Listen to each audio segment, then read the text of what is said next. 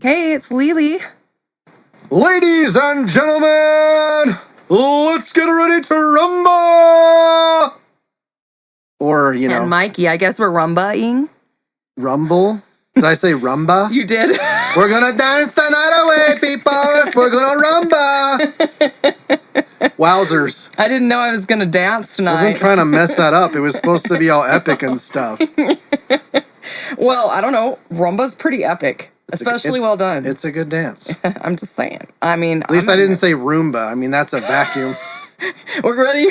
We're ready to Roomba. Let's get ready to vacuum! Actually, feel free. I could use a vacuuming. I don't mind at all. No. You get a Roomba robot vacuum and have it do it for both of us. No, thank you. I don't like those robots. They scare me. So, all right. Today, we are going to talk about something that I'm actually excited to talk about because I feel like a lot of these younger generations are missing out. Okay. Kind of missing out on something that we were exposed to. And our people from other places probably aren't exposed to. And I just thought we'd give a little share. What, live TV? Commercial breaks during everything. Yeah.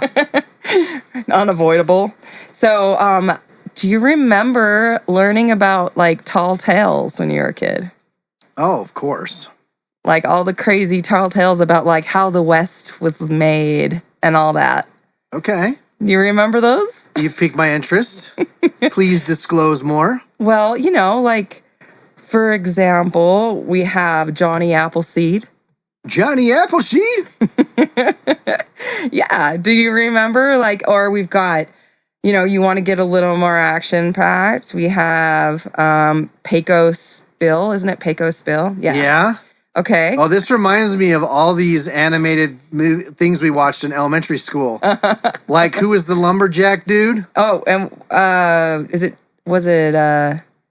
no, that's Paul Bunyan. Paul Bunyan. Yeah. See, so I thought we'd talk a little about these. Okay. Especially because back when people were telling these kind of tales, it was like what we used to call grandpa jokes that you guys probably call like boomer jokes now because you're more technology based. It is the boomer gen. It was like, yeah, we walked uphill in the snow both ways. And nothing against boomers, Dad. I love you.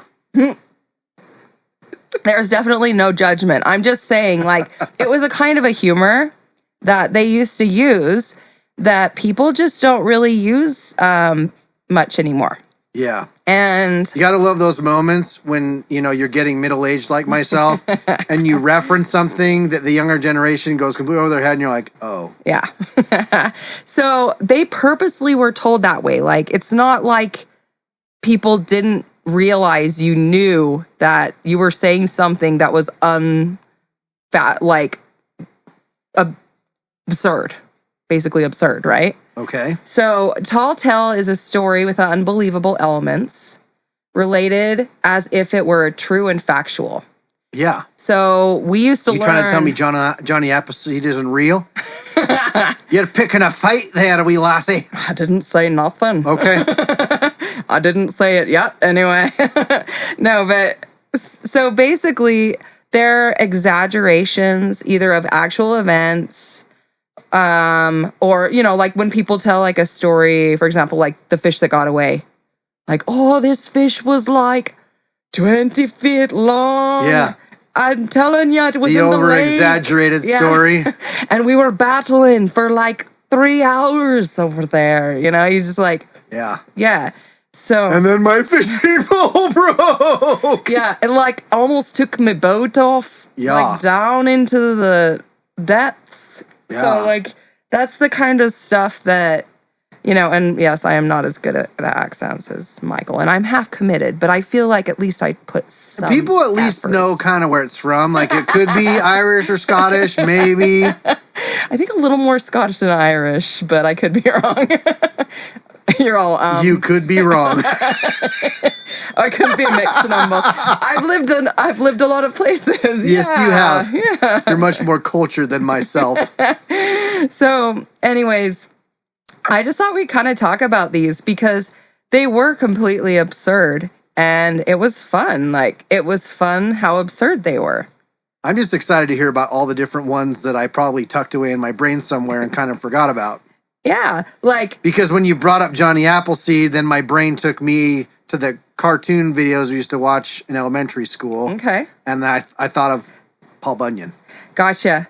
And Paul Bunyan is a big one. And do you remember Babe, the blue ox that Paul Bunyan, his giant ox? Yeah, How could you forget Babe? You cannot.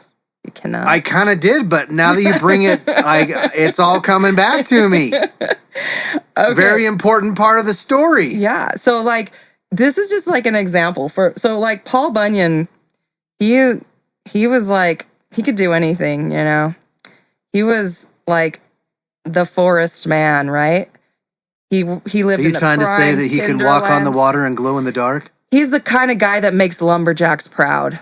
Yeah. He sports flannel like a boss. Yeah, exactly. So, you know, for example, it would start something like, Paul Bunyan was born. I hear tell, you know, because you got to tell it like it's fact, Yeah. you know, but you got to like tease it, right? So it's like, I hear tell that Paul Bunyan was born in Bangor, Maine, and it took 5 giant storks to deliver Paul to his parents. You know, and like you would be better at exaggerating these than me. And his first bed was a lumber wagon pulled by a team of horses because that kid was freaking huge, right? He was so big. His father had to drive the wagon up to the top of Maine and back whenever he wanted to rock the baby to sleep. Like, you think your baby's big? Yeah. Paul Bunyan, he was big. 5 big storks. Do you know what's funny why you were saying that to me? I don't know why, but have you heard that Jimmy Fallon skit where they're like, L? No. That's so L. So I pictured you telling this story like that. That's awesome. Paul Bunyan was so big that he there had you to be carried with 5 big storks. You remind me of like the Californians from SNL. It kind of sounds like that, like this. Holler out. Or, yeah, he was so big Yeah. that he had to be There we go. carried by like Californians. 5 storks. Yeah. He had to take a left on Decatur and turn right on Prairie Street down to the 105 Yeah, exactly. where his parents lived. Yeah. So like all these stories were like this. Like, for example, as a newborn, Paul Bunyan could holler so loud he scared all the fish out of the rivers and streams, and all the local frogs started wearing earmuffs. Earmuffs. Since when do frogs wear earmuffs? They're like croaking stuff. So if you guys heard the dog, that's just the dog. I've given him a bone. I think he'll be happy now. Stupid animal. Barking. Bark. Hey, Barfing. He heard- Barking during our podcast. How dare he? he heard us talking about fish, okay? No, he's just an attention monger like other dogs. True. Don't get me started. Hey. Loving animals over here. I'll Loving back off. I animals. know you're an animal lover. Yeah. So we like these are the way the stories are. And if you think about it, like even like Gaston from Disney, he kind of did that thing. He's all like, you know, when I was a lad, I ate 10 dozen eggs or 4. something. 4. 4 So- dozen eggs every morning so I could get large. Yeah, And now I'm a man, I ate 12 dozen eggs, and I'm roughly the size of a barge. Exactly. See, that is like that's how you tell a tall tale. I'm kind of like a ghetto Broadway production. It's not like up to par to be on Broadway, but I'm sure at least one person that heard that was impressed, at least a little bit. Or at least people weren't plugging their ears. Maybe they're laughing.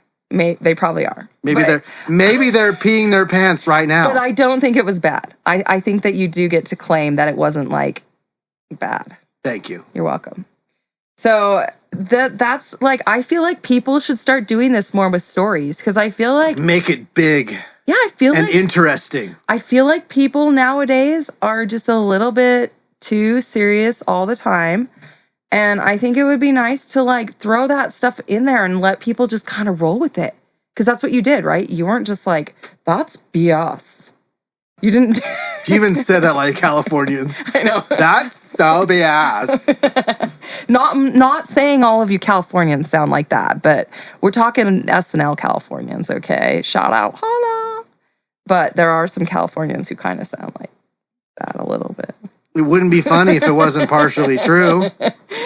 See, but then we could totally turn it into a tall tale and be like, when they're born, they like are talking like that. Now I can't even do it because I got all self-conscious all of a sudden. I'm like, I got to do it right. You can't listen to yourself while you do it. I made a mistake. You psych yourself out. I did. Psych you, man. So Paul Bunyan had a famous ox that he found during the winter, and it was out in blue snow.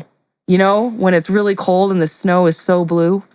And he noticed a little something moving and making little funny sounds that were kind of like little bleats and snorts. And hopping about in the snow is a blue ox. No. Blue ox, yes, of course, blue is the snow. Because we all know blue snow is real. Only in the Arctic when it's a glacier. Well, you know, Paul Bunyan goes where Paul Bunyan wants, right? Yeah. So, I mean, it could have been. So I would need some blue food coloring to make snow blue. So like a snow cone. There we go. So he takes the little fella and he decides to take him home. And, you know, of course, any creature raised by Paul Bunyan tended to grow to massive proportions. If you were in his camp, that's what happened. So, you know, Babe was, of course, no exception. And if you stared at him, Mikey, if you stared at him for 5 minutes, you could see him growing right before your eyes. No. Yeah, you could see him growing. And he grew so big that 42 axe handles plus a tobacco plug could fit between his eyes. Wow. Because, you know, we measure in axes. Axes and tobacco plugs. Yes. That's how you measure when you're in the West. It's not tobacco, it's tobacco. Exactly. And they used to hang their laundry between his horns because he was so high up in the air. It'd dry the clothes really fast up there, right? He's like up in the sky with his When you head. get higher in elevation, doesn't it get colder? It gets more breezy too, doesn't it? I mean, he has nothing to break. The mountains are not breaking from him. Sure. You know, because he was massive. I mean, we're talking like it would take a bird a whole day to fly to one horn from one horn to the other. Okay. That is one really slow bird. Phrase. It's like those birds that are like hovering in one spot in the sky looking for prey. Yeah. See, and like when he wanted to scratch his back, he had to go up to a cliff and use it, you know, like a bear does on a tree. He had to use a cliff. Yeah, because trees aren't big enough for blue. Yeah.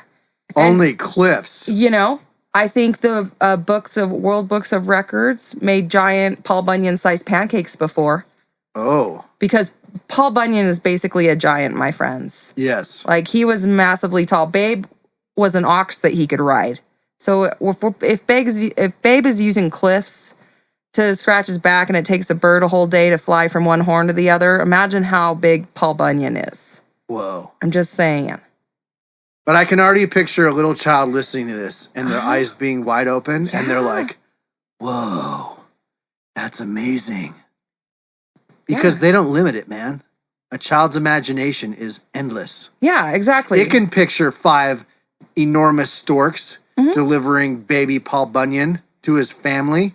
Yeah. And a huge ox the size of Texas scratching its back on a cliffside. Yeah. Frick yeah. And, you know, I mean, and then they'd have like their side characters, you know, like you had Sourdough Sam, who would make enough butter from Babe's cream to put butter on them giant pancakes that these lumberjacks were eating. Oh, yeah. You know, because, like, you got. I mean, where'd they get the term lumberjack breakfast from? Heck yeah, you're right.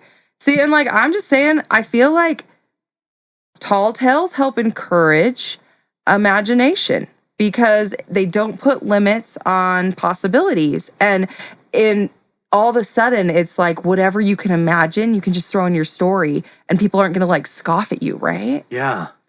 So, I mean, I just think it's fun stuff. Like, do you remember Pecos Bill riding a tornado? I remember hearing about it. Okay. I don't have as good of memories of Pecos as I do of Mr. Bunyan. Okay. So everyone knows that Pecos Bill could ride anything, right? No Bronco could throw him. Oh. In fact, he didn't get thrown in his whole career. Because, Bronco riding, chopping down trees, like these are all things that people do. This is man's stuff, right? Man's work. Yeah. And someone told him, hey, is there anything that you can't ride? And he's like, no, man. In fact, I'm going to ride that tornado right over there. And dude, he went over there and he jumped right on that tornado and he started riding that tornado and that tornado just went nuts and it's pushing in the ground and it's jumping around all over the place and it flattens out forests so bad that they had to like rename one place the Staked Plains because it ripped up the trees so bad. And in one point he hit the ground so hard that he sank below sea level. And guess what they call that? They call that Death Valley. That's how Death Valley was made, Mikey. Did you know that?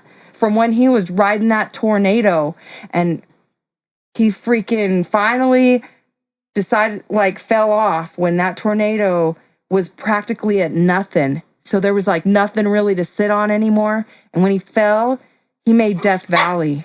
That's how it happened. That's how it all transpired? Yeah. Mm-hmm. And do you know the Grand Canyon? That's because he rode that tornado back and forth. It was just going nuts back and forth all over, and it just dug itself a hole. And that's why there's the Grand Canyon. That was all Pecos Bill riding a tornado. I loved your like southern-ish accent that started coming out when you were talking about it. Yeah. Let me tell you how the Grand Canyon got formed. Yeah, exactly. It's that Pecos Bill riding a tornado. Finally, mine was very much more exaggerated. Yeah, though. so it finally just rained itself out. And it made so much water, it washed out the Grand Canyon. And this is how we got these landmarks. Everybody knows that's how it happened. So I'm thinking you would be amazing at telling tall tales. This is just what I'm thinking. Okay, but here's the problem. I can't just make one up. Well, I think that if you're given a topic. Talk about being put on the spot. Talk about winging it, Lily. I mean, if you don't feel brave enough, it doesn't have to be big. Oh, I can try. I can always try. Well, and you could even do it like turn one of your funny life event stories into a tall tale. You just have to add those like unrealistic exaggerations onto your story. The only problem with having me tell a story that I experienced was that I have to actually think of one that I can tell. What about when you accidentally caught yourself on fire when you were a kid? Oh gosh. But you got to tell the whole story with the tall tale feel to it. Do you think you can pull it off? I'll try. Okay, here we go. Ready? Michael's tall tailing. Here's winging it. So one summer evening, a bunch of kids decided it would be a good idea to start a fire. There was this hollow, which was a former abandoned golf course that was overgrown and became a place for kids to play and animals to frolic. Woohoo. And these group of kids decided they wanted to go deep into the hollow and light a fire.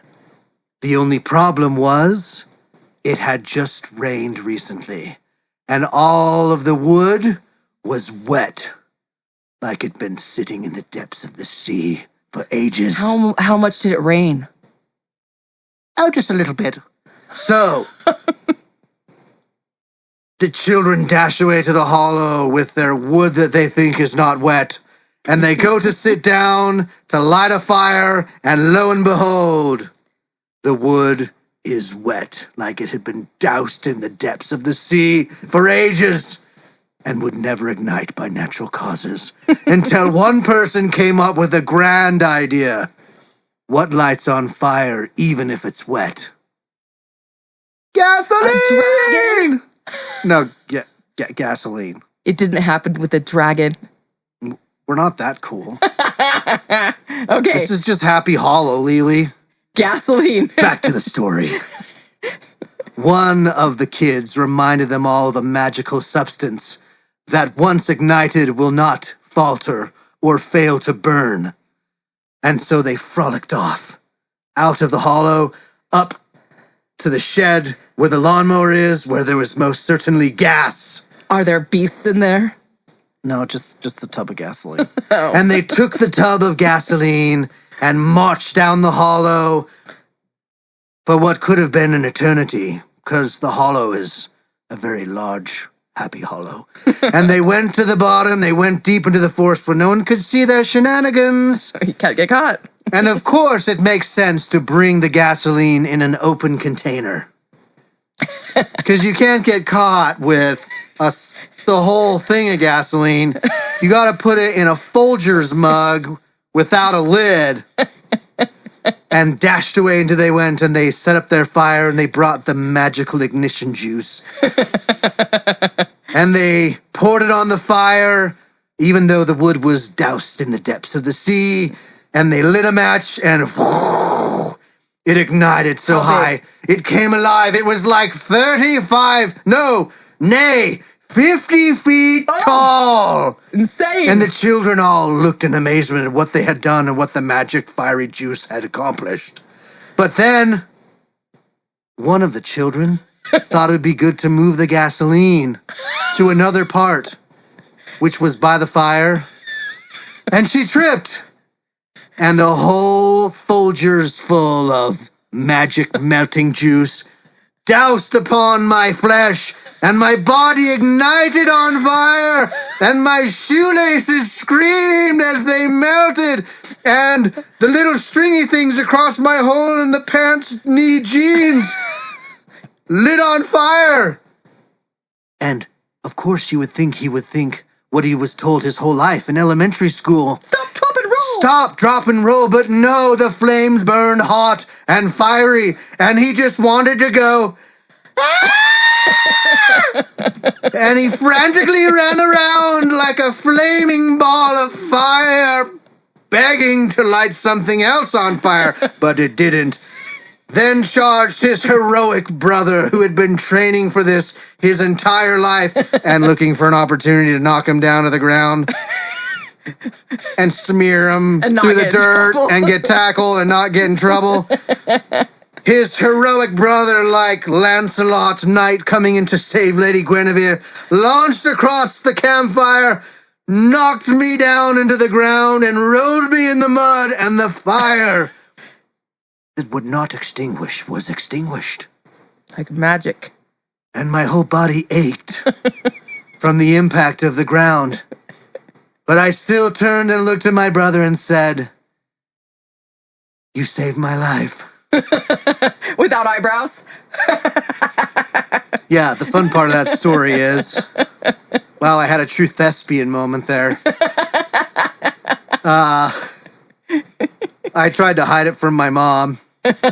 And luckily he did roll me out. I literally was running around like I was on fire. He was. In circles around Not the fire. like I was on fire. I was on fire. And I was screaming. But yeah, I came home. True story. The little strands across my hole in the knee jeans were all charred and melted, and my shoelaces on my shoes were like the nylon shoelaces, and they were totally melted. Oh, yeah. Because Mom wasn't going to notice that. No, not at all. But that's another story, kids. There you go.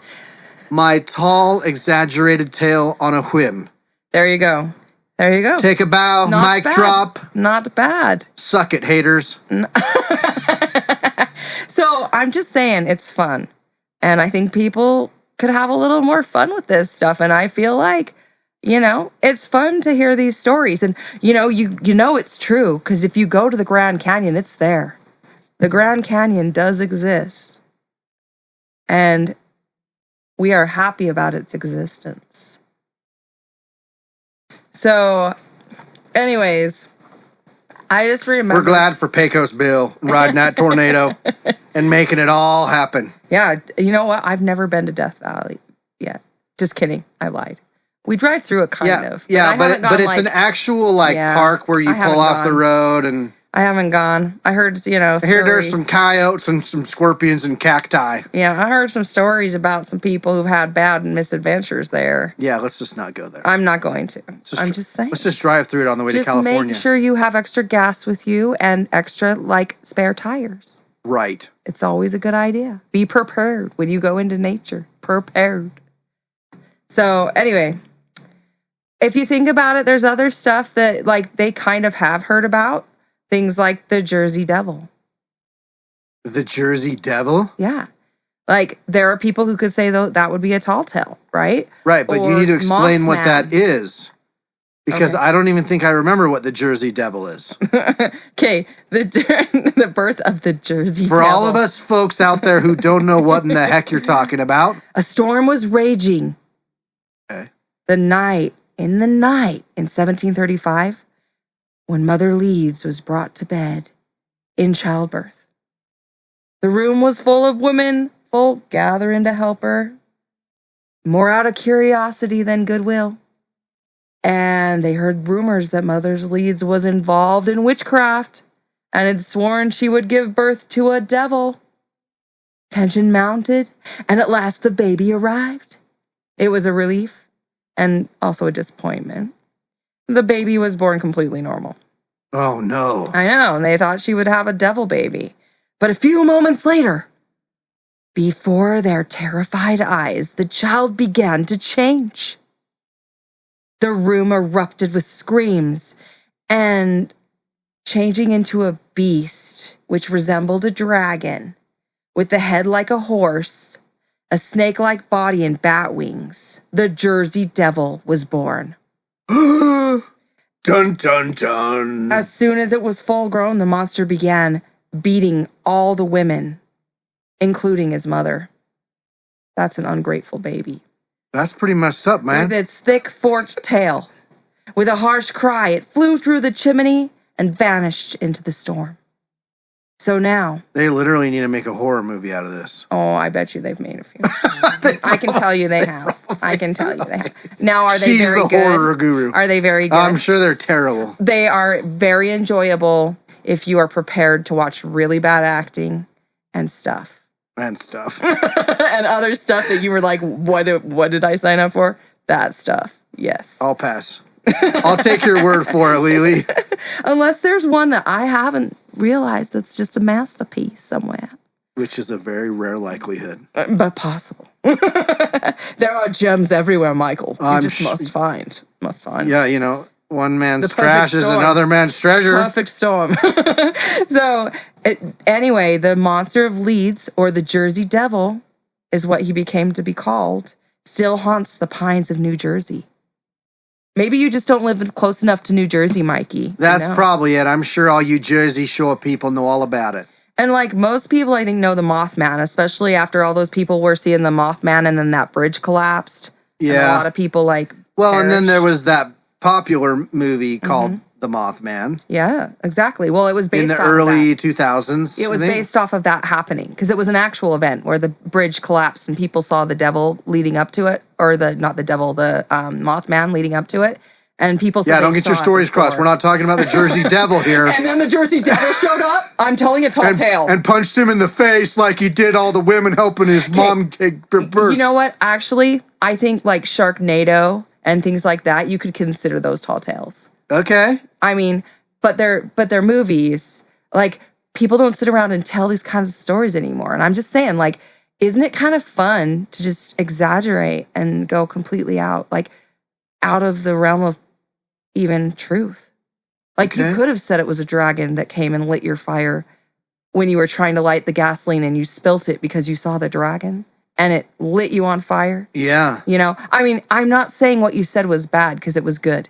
I'm just saying there is no limit when it comes to the tall tailing. She's just letting me know that my story wasn't big enough. It wasn't exaggerated enough. It wasn't a tall enough tale, she says. Hence the There should tall- have been a dragon, she says. Tall tale. I'm telling the story, not you, Lily. I know you do. No, but okay, I totally get what you're saying. Yeah. Bigger, Yeah. more Yeah.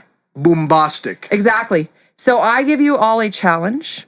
Get together with some friends or some family and have fun trying to tell some tall tales. And like the winner is the person who tells the most out there fantastical tale. But it also has to be fun and engaging, Exactly. right? Exactly. It has to give you the Yeah. and the oohs Yeah. and the ahs. Yeah. Like the 4th of July. Yeah. And I obviously didn't do the very impressive telling. There could be want for some of my storytelling. Like when I was talking about the tornado. Yeah. I mean, I'm just saying I could have better storytelling skills at the moment. Let's just say we're not professional storytellers. No, we're not. I could not get paid to do that. Although I can't wait to go back and listen to this and hear what I just barely came up with on the fly. Yeah. I'm sure it'll give me at least one giggle. He's all, maybe two. Maybe a couple little titters.